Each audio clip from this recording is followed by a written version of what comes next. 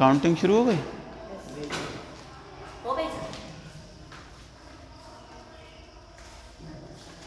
कल बच्चों हम लोगों ने प्रोडक्शन थ्योरी की शुरुआत की थी, ठीक है? कल हम लोगों ने प्रोडक्शन थ्योरी की शुरुआत की थी, तो आज हम उसे थोड़ा सा और आगे बढ़ाते हैं। कल हमने बात की थी प्रोडक्शन के साधन क्या हैं, किस तरीके से प्रोडक्शन होता है और कैसे जो है उसको वो किया जाता है। आज हम और थोड़ा आगे बात करते हैं, थोड़ा लागत पे जो है थोड़ा सा और बढ़ के बात करते हैं, ठीक है?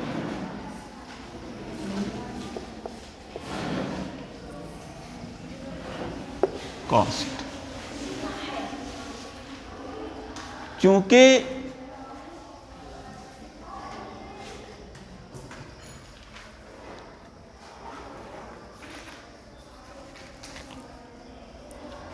कल हमने ये बताने की कोशिश की थी कि जब एक प्रोडक्शन की प्रक्रिया शुरू की जाती है, ठीक है, जब किसी डिमांड को पूरी करने के लिए किसी वस्तु का प्रोडक्शन करने का निर्णय लिया जाता है, तो उस निर्णय को ज़मीन पे लाने के लिए हमें प्रोडक्शन के साधनों को इकट्ठा करना पड़ता है, ठीक है? और प्रोडक्शन के साधनों को इकट्ठा करने के बाद उसको हमें रॉ मटेरियल उपलब्ध कराना पड़ता, और रॉ मटेरियल्स जो हैं, रॉ मटेरियल और प्रोडक्शन के साधन मिलकर के वस्तु को जो है एक फाइनल शेप में कन्वर्ट करते हैं, जिसको हम कहते हैं कि ये वस्तु का प्रोडक्शन हो रहा है। तो ये प्रक्रिया तभी संभव है प्रोडक्शन की कि जबकि प्रोडक्शन के संसाधनों को कुछ आर्थिक भुगतान किए जाएं।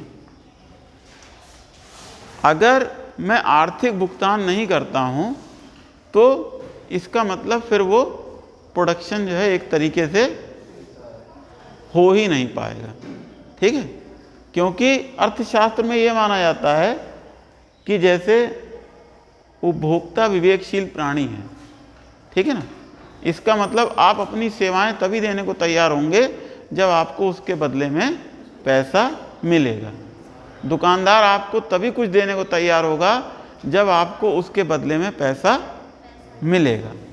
तो प्रोडक्शन की लागत जो है वो उसका एक अपरिहार्य अंग होती है, ठीक है?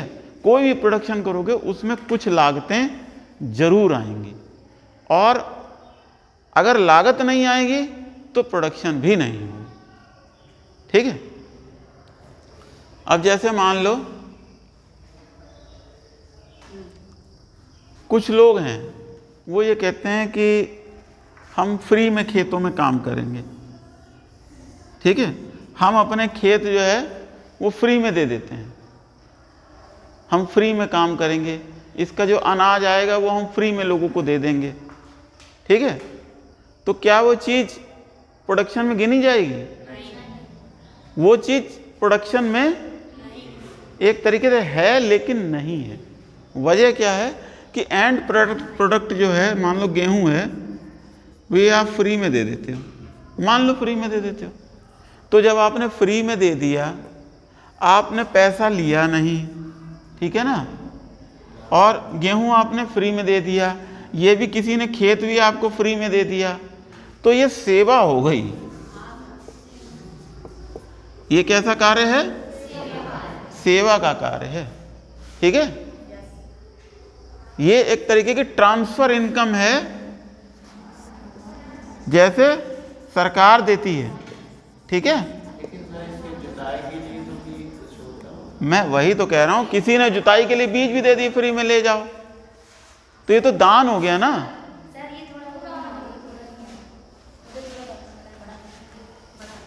इसको यहां अब ठीक है, ये क्या है? ये दान है, ठीक है? ये जो है वो दान है, और दान जो है एक तरीके का कैसा है? ट्रांसफर इनकम है, ठीक है? तो ये एक तरीके से समाज में कोई नई इनकम जनरेट जो है वो नहीं कर रहा, ये एक तरीके की सेवा है। तो प्रोडक्शन कब होगा? मार्केट फीजिबल प्रोडक्शन, ठीक है, जिससे मार्केट में बिकना है। प्रोडक्शन मार्केट फीजिबल होना चाहिए ना, मार्केट जिसे प्रोडक्शन के तौर पे एक्सेप्ट करे वही चीज़ तो प्रोडक्शन कहलाएगी। तो जब वो चीज़ जब मार्केट में बिकने के लिए आएगी, तो जैसे मान लीजिए आपने गेहूं बांटा था और ये मार्केट में बिका, आपने अल्टीमेट सब कुछ फ्री में किया, लेकिन मार्केट में आपने गेहूं को बेच दिया, ठीक है। अब जब गेहूं को बेच दिया तो जिसको आखिर में लाभ मिला है वो इसको भी देगा, वो सबको देगा। वो भाई वो कहेंगे जब तुमने पैसा कमाया है तो हमें ही पैसा दो, कहेंगे नहीं लोग, ठीक है। तो कोई भी आदमी, कहने का मतलब ये है कि फ्री में काम नहीं करना चाहता, उसे अपने काम के लिए कुछ रेन्यूमरेशन चाहिए। इसी तरीके से उत्पादन का कोई भी साधन फ्री में नहीं मिलता। दूसरी चीज़ ये है कि मान लो खेत किसी ने फ्री में दे भी दिया, ठीक है, तब भी तो ये खेत जो है इसकी कुछ अपॉर्चुनिटी कास्ट तो है ही, इसके ऊपर कुछ ना कुछ तो उत्पादन हो ही सकता था, ठीक है ना। तो लागत तब भी आएगी। तो लागत चाहे आप शुरू में जैसे आपने बेचा, बेचने से पहले आपने लेबर को भुगतान कर दिया या बेचने के बाद भुगतान किया, वो लागत ही है, ठीक है। जैसे आपने फैक्ट्री लगाई, अब फैक्ट्री लगाई, आप चीज़ बना रहे हो, मार्केट में जा रही है, 6 महीने लग रहे हैं बिकने में, बीच की अवधि में ऐसा थोड़ी कहोगे आप लेबर को कि भैया लेबर आप 6 महीने बाद पैसे लेना, ठीक है। उसे तो लेबर को आज ही चाहिए पैसा अपना, तो उसको पेमेंट आपको तुरंत करना पड़ेगा, तो वो भी लागत है आपकी। या आप उसका पेमेंट रोक लें, 6 महीने बाद करें, बिकने के बाद करें, तब भी वो लागत है, ठीक है। तो मैंने कल बताया था कि लागतें इस वजह से पैदा होती हैं क्योंकि हमें उत्पादन साधनों को जो है कुछ भुगतान करने पड़ते हैं, ठीक है। या इसको हम कहते हैं कि वो आय में अपना हिस्सा प्राप्त करते हैं, ठीक है, प्रोडक्शन में से अपना अपना हिस्सा प्राप्त करते हैं। तो आप एक तरीके से ये देख लो कि प्रोडक्शन को किस तरीके से डिवाइड किया जाता है, ठीक है। किस किस के बीच में? एंटरप्रेन्योर के बीच में, लेबर के बीच में, लैंड मैनेजमेंट, ठीक है, और कैपिटल। ये एक तरीके से यही तो है कि आपने ये जो मार्केट में बिकने वाला टर्नओवर है, प्रोडक्ट है, इसका आप किस तरीके से वितरण कर रहे हो इनके बीच में, ठीक है। अब ये कल मैंने बताया था कि आप एंटरप्रेन्योर की उसको थोड़ा सा जरा अलग करके देखते हैं क्योंकि इसे प्रॉफिट लॉस मिलता है। ये एक तरीके की रेजिडुअल इनकम है जो बाद में होती है, ठीक है। मानिए मैंने कोई चीज़ बना दी और 5,000 रुपये खर्च कर दिए उसको बनाने में, अब मार्केट में 4,500 रुपये की बिकी तो मुझे -500 की इनकम हुई, ये लॉस हो गया मेरा। मान लो ये मार्केट में बिकी 5,500 की, तो क्या हुआ? 500 रुपये का प्रॉफिट हो गया। तो ये मुझे बाद में मिलेगा, ठीक है, ये मुझे बाद में मिलेगा। तो लागतें जो हैं वो एक तरीके का इमीडिएट हैं और ये एक तरीके की रेजिडुअल इनकम है जो बाद में मिलने वाली अधिशेष इनकम है, ठीक है। अभी हम इसके ऊपर और बात करेंगे। तो कहने का मतलब ये है कि हमें उत्पादन की प्रक्रिया में उत्पादन के साधनों को उनका ड्यू जो भी होता है, जो उनका भाग होता है, उसका भुगतान करना पड़ता है और इस वजह से लागतें जो हैं उत्पन्न होती हैं, ठीक है।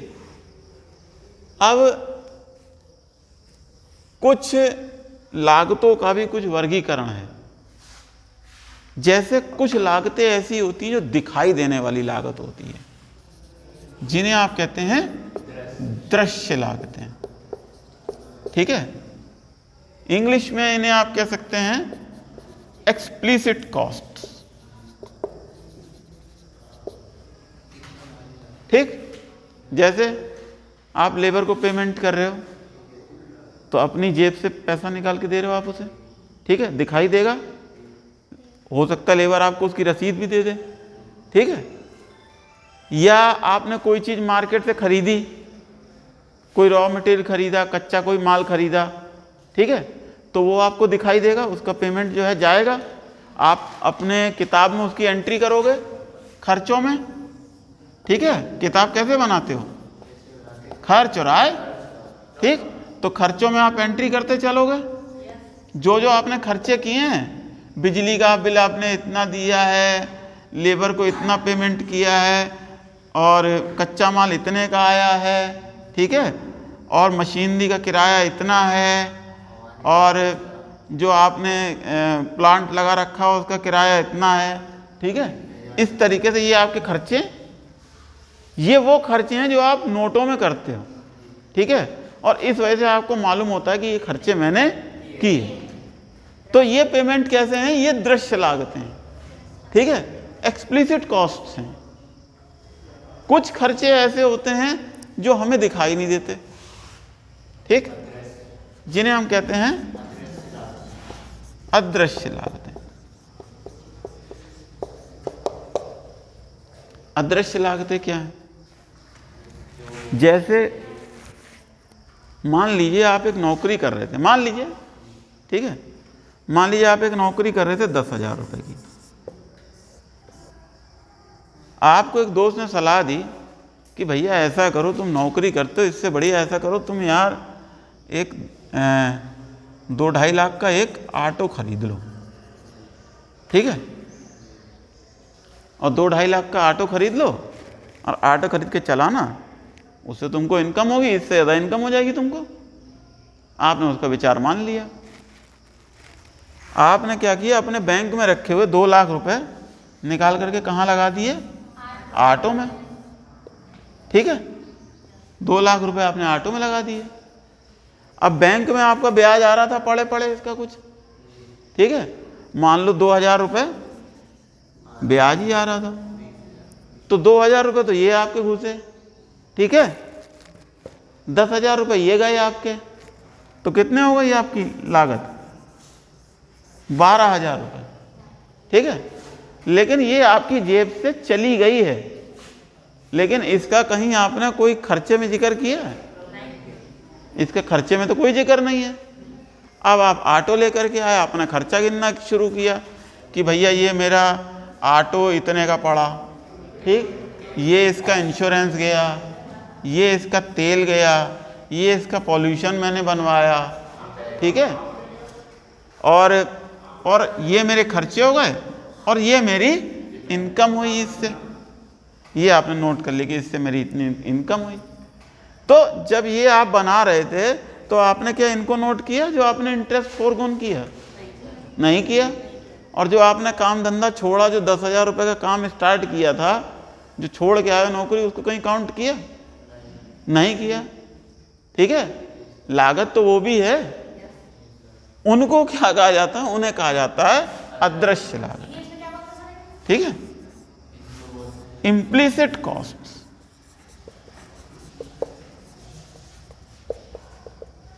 ठीक। क्या कहा जाएगा इन्हें? Implicit cost.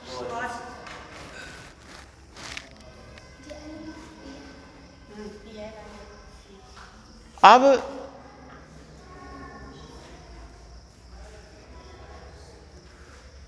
आप ये कहो कि भैया इस काम का कुल कितनी लागत है, ठीक है, तो कुल लागत कितनी है? दोनों लागतों को जोड़ोगे तभी तो पता चलेगा कि इसकी कुल लागत कितनी है, ठीक है ना। तो एक्सप्लिसिट कॉस्ट और इम्प्लिसिट कॉस्ट दोनों को अगर मिला दिया जाए तो क्या बन जाता है? इकोनॉमिक कॉस्ट, ठीक है। जैसे मान लो आपने कहा भैया देखो इस महीने 2.5 लाख रुपए तो मेरे ऑटो में लग गए, ठीक है, और मेरा 12,000 का नुकसान हुआ, तो मेरा खर्चा एक तरीके से कितना है?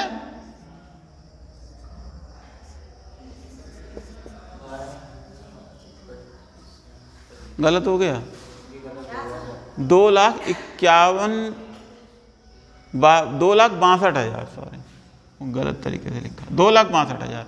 ठीक, ये एक तरीके से मेरा कुल खर्चा है। ठीक है, मेरा कुल खर्चा जो है वो दोनों को मिला के इतना है, लेकिन आपको खर्चा बुक में कितना दिखाई पड़ेगा, सिर्फ इतना। इसे आप कभी कभी अकाउंटिंग कास्ट भी कहते हैं। एक्सप्लिसिट कास्ट को आप कभी कभी कहते हैं अकाउंटिंग कॉस्ट। ठीक है, कि ये अकाउंट में दिखाई पड़ती है, ये दिखाई नहीं पड़ती, लेकिन आप जानते हो कि ये मेरा नुकसान हो गया। अगर मैं वहां काम कर रहा होता तो मुझे वहां से इनकम हो रही होती। तो ये आपका जो है वो है। तो ये जो कुल लागतें हैं, कभी कभी हमें इन कुल लागतों को जानने की जरूरत पड़ती है। ठीक है, क्यों पड़ती है?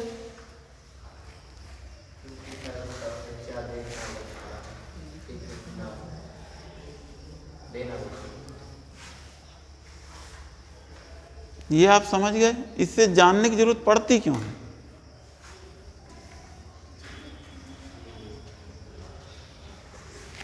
आप यहां पर 12,500 रुपये महीना कमा रहे थे। ठीक है, 12,500, 10,000 आपकी सैलरी थी और 2,500 रुपये का आपका इंटरेस्ट था। ये आप जो काम कर रहे थे उसमें आप कमा रहे थे। ठीक है, अब आपने एक नया बिजनेस लगाया। नया बिजनेस लगाने के बाद आपने देखा कि मेरा प्रॉफिट कितना आ रहा है। ठीक है, तो वो प्रॉफिट कम से कम कितना आना चाहिए? 12,500 से ऊपर। इतना तो आना ही चाहिए जितना पहले कमा रहा था। अगर मैं इतना भी नहीं कमा पा रहा हूं तो इसका मतलब ये है कि मेरे को लॉस हो रहा है। ठीक है, तब मैं उस बिजनेस में ज़्यादा दिन तक नहीं टिका रहूंगा। लेकिन अगर मान लो मैं इतना कमा रहा हूं, ठीक है, तो मैं कहूँगा कि चलो जितने पहले मैं काम कर रहा था उतना तो मुझे मिल ही रहा है। ठीक है, अब इसका मतलब ये कि आपको काम करने के लिए आपको कम से कम इतने पैसे की जरूरत पड़ेगी, 12,500। ठीक है, तो इसको क्या कहा जाता है? इसको कहा जाता है ब्रेक इवन। ठीक है, इसे क्या कहा जाता है? Break even. किसी भी प्रोडक्शन प्रक्रिया में एक पॉइंट होता है जिसे हम कहते हैं ब्रेक इवन पॉइंट। ठीक है, इस ब्रेक इवन पॉइंट के ऊपर क्या होना चाहिए? मेरे कुल प्रॉफिट इतने होने चाहिए कि कम से कम वो मेरी इम्प्लिसिट कास्ट जरूर निकल आए। ठीक है, ये मेरी इम्प्लिसिट कॉस्ट जरूर निकला। अब देखो, जैसे मैं एक एग्जाम्पल लेता हूं। जैसे मानो आपने 2.5 लाख रुपए लगा दिया। ठीक है, या 2 लाख रुपए लगा दिया आपने। ठीक, अब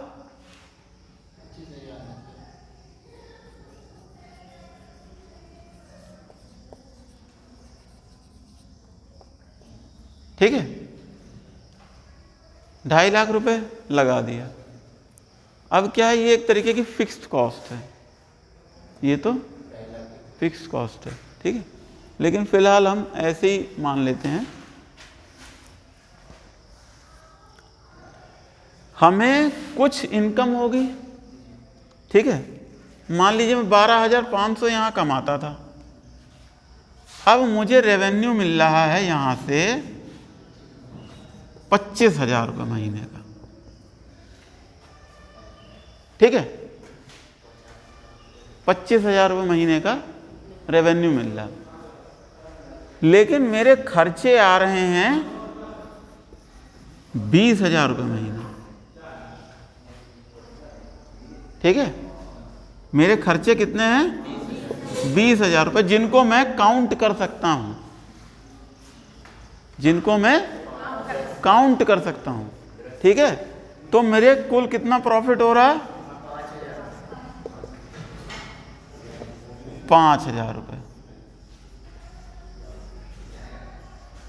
ठीक है, तो इसे क्या कहा जाता है? इसे कहा जाता है अकाउंटिंग प्रॉफिट।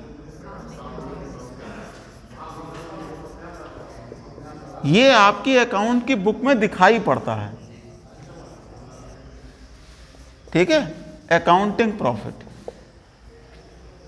ये है आपका अकाउंटिंग प्रॉफिट। 20,000 रुपये आपका खर्चा है पर महीने का और 25,000 रुपये रेवेन्यू आता है, तो आपको 5,000 रुपये का अकाउंटिंग प्रॉफिट मिलता है। तो आप फायदे में तो हैं, ठीक है, लेकिन आप पहले की तुलना में बेहतर हैं या खराब हो गए, या आप पहले की तुलना में फायदे में हैं कि नहीं, ये आपको कैसे पता चलेगा? जब आप अपनी कुल कॉस्ट को कंसीडर करेंगे। ठीक है, यानी सिर्फ इस कॉस्ट से खर्चा काम नहीं चलेगा, इस खर्च में आपको इकोनॉमिक कास्ट, मतलब ये इम्प्लिसिट कास्ट जोड़नी पड़ेगी, तब आपको पता चलेगा कि मैं खर्चे में हूं कि नहीं, फायदे में हूं कि उसमें हूं। ठीक है, तो आपका खर्चा कितना हो रहा है यहां पे? 12,500 रुपये और जोड़ दो, कितना हो गया? 32,500। ठीक है, ये आपका खर्चा है और ये आपका प्रॉफिट है। तो अगर इन दोनों की तुलना करो, 32,000 और 25,000, तो आपका अब कितने में हो? आप नुकसान में हो। ठीक है, अगर आपने ये देखा कि पहले मैं इतना कमा रहा था और मेरे को ब्याज इतना मिला था कि उसको भी जोड़ दोगे, तो आप एक तरीके से नेट 7,500 रुपये के नुकसान में आ गए। ठीक है, ये 25,000 से 32,500 बड़ा है ना। बात समझ रहे हो नहीं समझ रहे हो? ठीक है, इस 32,500 में से 25,000 घटा दो, इसका मतलब आपको अब नेट किससे नुकसान हो रहा है? मतलब नेट आपको 7,500 रुपये का नुकसान हो रहा है। आप पहले की तुलना में घाटे में जा रहे हो, आपका धंधा आपको पे नहीं कर रहा, क्योंकि धंधे से आपको इनकम मिल रही सिर्फ 5,000 रुपये और 10,000 की नौकरी आप छोड़ के आए हो। समझ रहे हो?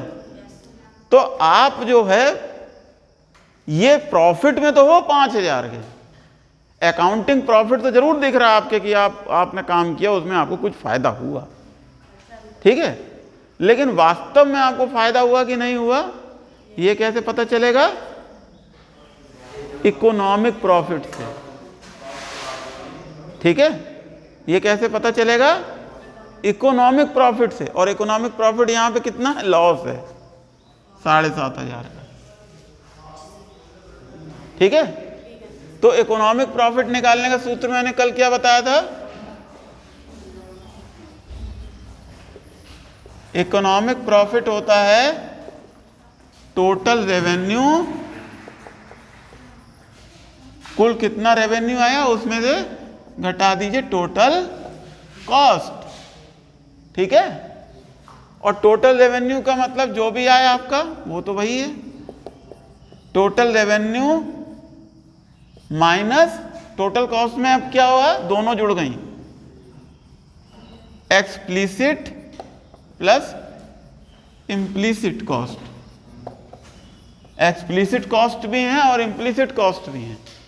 ये आपको इकोनॉमिक प्रॉफिट बताएगा कि वास्तव में जो आप काम कर रहे हो वो वास्तव में आपके लिए फायदेमंद है कि नहीं है। ठीक है, अकाउंटिंग प्रॉफिट आपको सिर्फ ये दिखाता है कि आपकी फर्म फायदे में चल रही है कि नुकसान में चल रही है, लेकिन आप फायदे में हो कि नुकसान में हो ये आपको तभी पता चलेगा कि जब आप इकोनॉमिक प्रॉफिट निकालो। ठीक है, तो बात समझ गए कि अकाउंटिंग प्रॉफिट और इकोनॉमिक प्रॉफिट में क्या अंतर होता है। ठीक है, इकोनॉमिक प्रॉफिट जो है तब निकलता है जब हम टोटल कास्ट में इम्प्लिसिट कास्ट भी जोड़ देते हैं। तब हमको इकोनॉमिक प्रॉफिट निकलता है। सर कुछ खर्चा तो ब्रेक इवन में भी तो होता होगा। ऐसा है ना, ब्रेक इवन का मतलब ये है कि जैसे आप ये 25,000 रुपये खर्च कर रहे थे, ठीक है, और 25,000 अभी बता रहा हूँ ब्रेक इवन का मतलब क्या होता, ठीक है। ब्रेक इवन का मतलब ये होता कि आपको या तो रेवेन्यू ज़्यादा मिलता या आपके खर्चे कम होते, ठीक है। मान लो रेवेन्यू इतना ही मिल रहा है, ठीक, खर्चे हैं आपके कितने 12,500, ठीक है। 5-10 मिनट रुक जाइए, मैं कंप्लीट करूँ। हाँ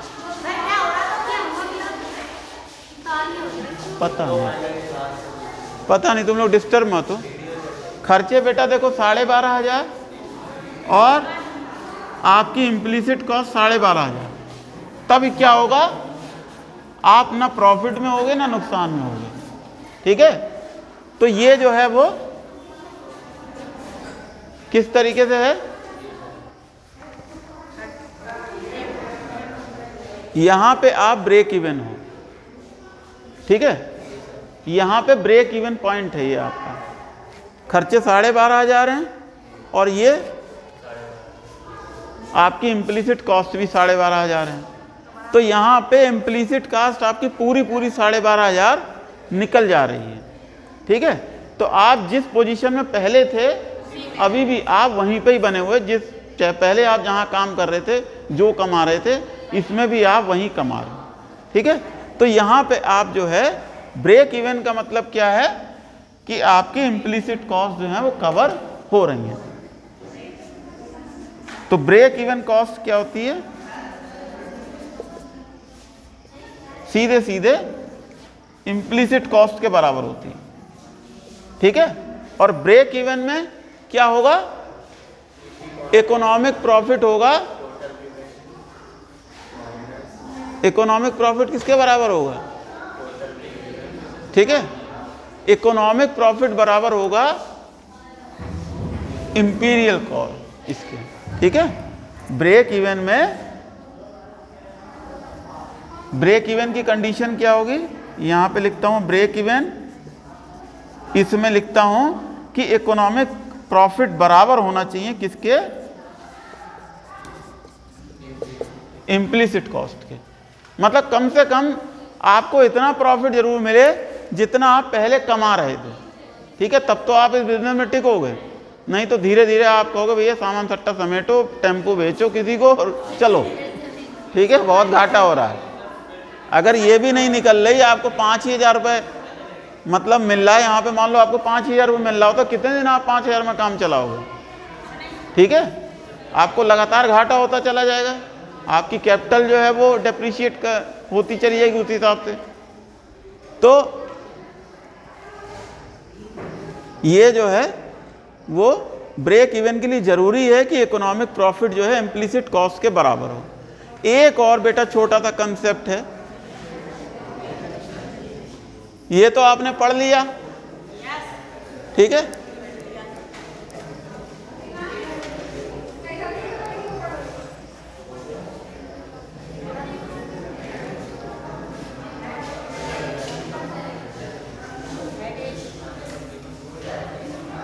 नॉर्मल प्रॉफिट हम बोलते हैं, ठीक है। इकोनॉमिक प्रॉफिट, इकोनॉमिक प्रॉफिट हो गया, एक हो गया अकाउंटिंग प्रॉफिट और एक हो गया नॉर्मल प्रॉफिट, ठीक है। नॉर्मल प्रॉफिट का मतलब क्या है कि आप ब्रेक इवन पॉइंट पर हो। तो नॉर्मल प्रॉफिट किसके बराबर होगा, इम्प्लीसिट कॉस्ट के बराबर, ठीक है। जितना आपको मिल रहा था उतना ही मिल रहा है, आप नॉर्मल प्रॉफिट में हो, आपके पास खर्चे निकल रहे हैं, आप ऐसे समझ लें, ठीक है। तो ये बेटा 3-4 प्रॉफिट की कॉन्सेप्ट हैं, ये आपको बार बार इन शब्दों का सामना करना पड़ेगा आगामी लेक्चर्स में। तो इसको थोड़ा घर पे जाके देख लेना, कॉस्ट वाला चैप्टर पढ़ लेना इसको, और थोड़ा सा इसको करना। ठीक है, इसे बंद कर दो। वो खड़ी है मैडम वहाँ।